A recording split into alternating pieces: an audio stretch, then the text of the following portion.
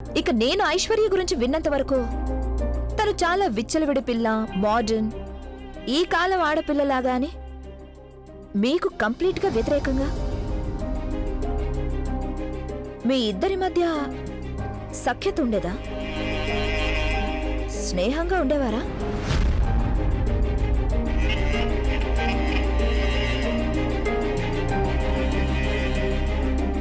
బహుశా బాను సరిగ్గా గురికి తగిలినట్టుంది. అదే, మీ ఇద్దరి మధ్య సంబంధం ఎలా ఉండేది? ఇక నిజం చెప్పాలంటే తన వ్యవహారం అది అంతగా నచ్చేది కాదు. నాకు వక్రంగా అనిపించేది. నేనేమో ఆచారాలవి పాటించేదాన్ని. ఇక ఆ పిల్ల సంస్కారం, పద్ధతులు, గుణాలు అలాంటివి ఏమీ ఉండేవి కావు. అందువల్ల కాస్త వాగ్వాదాలు జరుగుతూ ఉండేవి.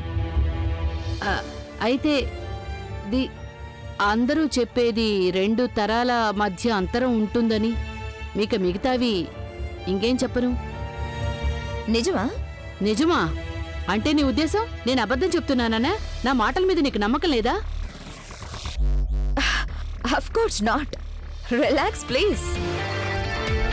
ప్రశ్నలు అడగటం నా ఉద్యోగంలో ఒక భాగం. Caps you know. కాప్? పోలీస్ వాళ్ళు.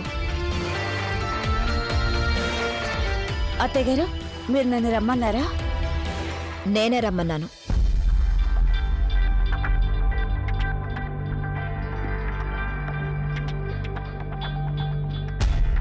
Hi, Vijay Madhuri, special investigation officer. మీతో మాట్లాడాలి కొంచెం.